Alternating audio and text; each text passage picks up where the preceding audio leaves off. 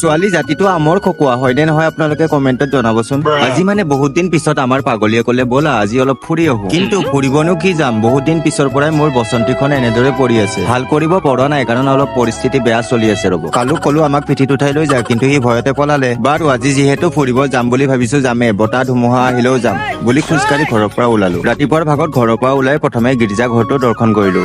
তাৰে পিছত দোকানৰ পৰা 2 পেকেট প্ৰটিন লৈ ললো, কাৰণ ঘূৰোতে ফুৰোতে হাগুতে প্ৰটিন পেকেট নহলে নচলে। তাৰ পিছতে সোনকালে খোজ দিলো আৰু চিধাই হোটেলত সোমালো, কাৰণ ঘৰত সদায় আৰু কিমান চাহ খাই থাকিম, আজি অলপ বাহিৰতে খাই লওঁ। আমি সকলোৱে এটা পেৰা ললো। হোটেলৰ কাষতে বহি আমি সকলোৱে পেৰাৰ মজা ললো।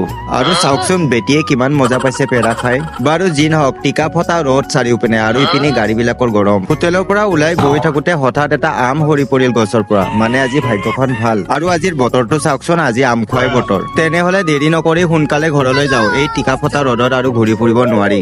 বতৰটো আকৌ কি হ'ল, অলপ আগত টিকা ফটা ৰ'দ আৰু এতিয়া ডাৱৰীয়া, মানুহৰ মন আৰু বতৰ একেই, ধৰিব নোৱাৰি। ফাইনেলি ঘৰ আহি পালো, ৰ'দ নহলেও গৰম কিন্তু কমা নাই। আৰু পলম নকৰি ফ্ৰীতে পোৱা আমটোৰ মজা লওঁ। আমটো দেখিছেনে কিমান ডাঙৰ, প্ৰায় আধা কেজি মান হ'ব। ছোৱালী বিলাকে জিভাৰ লালতি নেপেলাব দেই, নহলে পেটৰ অসুখ হ'ব।